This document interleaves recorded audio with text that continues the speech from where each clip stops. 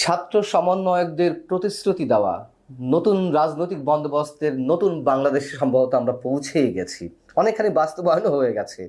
তার কারণ মেধাও নয়, কোটাও নয়, সরাসরি রেফারেন্সে কোনো ধরনের নিয়োগ বিজ্ঞপ্তি ছাড়াই সরকারি, আধা সরকারি অথবা স্বায়ত্তশাসিত প্রতিষ্ঠানের মতন প্রতিষ্ঠানে চাকরি হয়ে যাচ্ছে শত শত মানুষের। তার অনেক এক্সাম্পলও এর মধ্যে তৈরি হয়েছে। এবং ঢাকা ওয়াসাতে 150 জনকে কোনো ধরনের নিয়োগ বিজ্ঞপ্তি ছাড়া শুধুমাত্র রেফারেন্স ভিত্তিতে চাকরি দেওয়ার বিষয়টি এর মধ্যে হুলস্থুল কাণ্ড ঘটে গেছে। আপনারা জানেন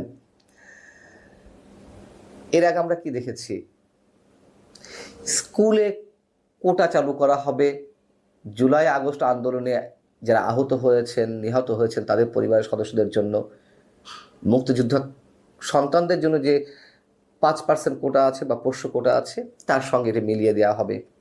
আমরা দেখলাম যে আহতদের মধ্য থেকে যারা সক্ষম তাদের মধ্য থেকে পুলিশে 100 জনকে চাকরি দেওয়া হবে। স্বরাষ্ট্র উপদেষ্টার এই ঘোষণা ছিল। তারও আগে আমরা দেখলাম কোটার ভিত্তিতে ছাত্র প্রতিনিধি হিসেবে 3 জনকে আনা হলো উপদেষ্টা পরিষদে, এবং যে কটি কমিশন গঠন হয়েছিল তার সব জায়গাতেই কোটার ভিত্তিতে ছাত্র সমন্বয়করা তারা কমিশনের সদস্য হলেন। এক অদ্ভুত বাংলাদেশ। যেই কোটা বিরোধী আন্দোলন থেকে শেখ হাসিনা পতনের অনিবার্য ঘটনা আমরা দেখলাম, সেখানে এই বাংলাদেশ ছাত্র সমন্বয়করা আমাদেরকে উপহার দিচ্ছেন। তারা আবার বড় বড় কথা বলেন, নতুন রাজনৈতিক বন্দোবস্তের স্বপ্ন দেখান। যে বৈষম্য বিরোধী ছাত্র আন্দোলনের কথা বলে মানুষের আবেগকে পুঁজি করে যে হত্যাকাণ্ডের ঘটনাগুলো ঘটলো, সেটি আওয়ামী লীগ ঘটাক আর যেই ঘটাক, তৃতীয় পক্ষ এর মধ্যে ইনভলভ থাকুক না কেন, যেই থাকুক না কেন, ঘটেছে তো। সেই লাশগুলোর উপর দাঁড়িয়ে, সেই রক্তের উপর দাঁড়িয়ে এই ছাত্র সমন্বয়করা আমাদের সামনে কি ধরনের দৃষ্টান্ত স্থাপন করছেন। ঢাকা ওয়াসার ঘটনা আপনারা অনেকেই জেনেছেন, যার সত্যতাও এর মধ্যে উঠে এসেছে অনেকের জবানিতে এবং দু একটি টেলিভিশনের রিপোর্টে। সেখানে নিয়োগ বিজ্ঞপ্তি অথবা কোনো ধরনের পরীক্ষা ছাড়াই 150 জনকে রাতারাতি চাকরি দিয়ে দেওয়া হয়েছে। কাদের রেফারেন্সে দেওয়া হয়েছে? সেই প্রতিষ্ঠানের এপিএস, এবং এই তালিকায় নাম এসেছে, যারা রেফারেন্স হিসেবে যাদের নাম এসেছে তাদের মধ্যে সমন্বয়কদের নামও এসেছে। সমন্বয়ক নুসরাত তাবাসসুম, সমন্বয়ক তৌহিদ, সমন্বয়ক নাজমুল। নুসরাত তাবাসসুমের বিরুদ্ধে এর আগেও অভিযোগ উঠেছে। সমন্বয়ক তৌহিদ, তার একার সুপারিশে 6 জনের চাকরি হয়েছে। এবং এইসব নিয়ে যখন কোনো কোনো গণমাধ্যমের সাংবাদিক কথা বলতে গেলেন, ওয়াসার জোন 6-এ প্রবেশ করতে গেলেন, তখন সাংবাদিকদের ঢুকতে দেওয়া হয়নি, বাধা প্রদান করা হয়। একটা পর্যায়ে তারা বাধ্য হয় সাংবাদিকদের ঢুকতে দিতে। কিন্তু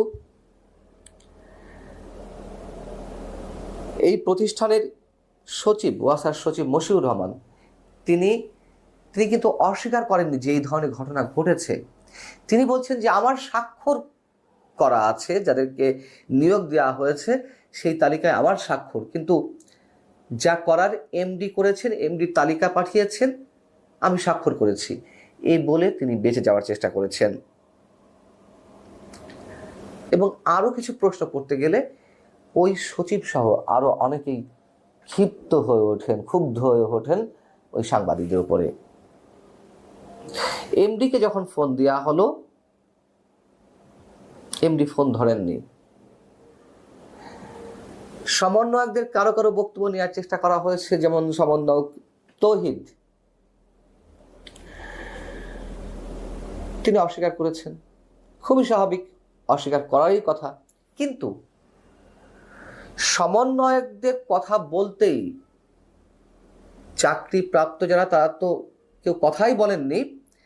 ওভার ফোনে যখন কয়েকজনের সাথে কথা বলার চেষ্টা করা হয়েছে, তারা দুটি একটি উত্তর দিয়া না দিয়া এর মধ্যে যখন কথোপকথনগুলো চলছিল, যখন সমন্বয়কদের কথা বলা হলো যে অমুক সমন্বয়ক আপনার কি হন, তখনই ফোনগুলো কেটে দেওয়া হচ্ছে।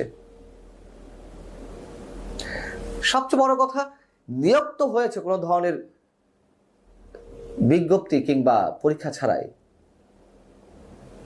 আর সমন্বয়করা এর সঙ্গে জড়িত কিনা, এর আগে তো অসংখ্য অসংখ্য অভিযোগ, তার প্রমাণও অনেক পাওয়া গেছে। চাঁদাবাজি, দুর্নীতি, খোদ দুর্নীতি দমন কমিশনে তদন্ত করা হয়, তদবির করা হয়, অনেকের বিরুদ্ধে যে তদন্তগুলো চলছে সেগুলো যাতে না করা হয়, মোটা অঙ্কের টাকা লেনদেনের বিনিময়ে নিশ্চয়ই তদবিরগুলো যাচ্ছে। চাঁদাবাজির অভিযোগ শুধু নয়, চাঁদাবাজির প্রমাণ তো অসংখ্য, ভুরি ভুরি ভিডিও ফুটেজ সহ। এবং ডাকাতি করতে গেলে, লুটতরাজ করতে গেলে যখন যে ধরা পড়ছে, তখনই বলা হচ্ছে না না, ওখানে কেউ ডাকাতি করতে গিয়েছিল, হামলা করতে গিয়েছিল, তখন আমরা ঠেকাতে গিয়েছিলাম, এ ধরনের বয়ান দেওয়া হচ্ছে।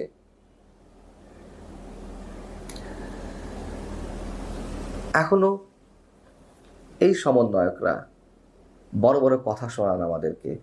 সমন্বয়কদের মাধ্যমে যে নতুন রাজনৈতিক দলটি গড়ে উঠল, তারা এখন বাধ্য হয়ে আর লুকাতে না পেরে, অস্বীকার করতে না পেরে, তারা এখন বলছেন যে সমন্বয়কদের নামে যদি কোনো ধরনের চাঁদাবাজি হয় বা কোনো ধরনের দুর্নীতি হয়, তাকে ধরে থানায় দিতে, অথবা তার সঙ্গে আমাদের কোনো সম্পর্ক নেই। এগুলো তো বাধ্য হয়ে বলছে।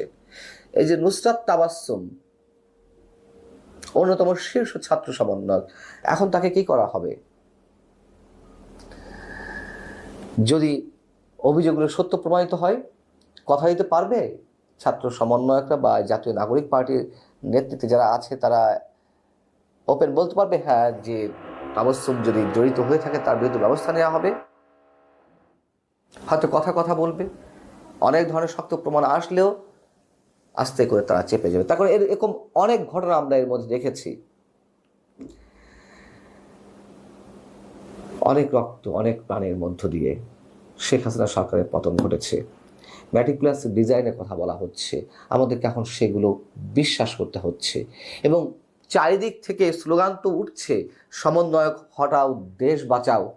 যেই স্লোগানগুলো ছাত্রলীগের বিরুদ্ধে উঠেছিল, যেই স্লোগানগুলো যুবলীগ বা অন্যান্য আওয়ামী লীগের অন্যান্য অঙ্গ সংগঠনের বিরুদ্ধে উঠেছিল, সেই স্লোগান 6 মাস 7 মাসের মধ্যে এখন সমন্বয়কদের বিরুদ্ধে উঠছে।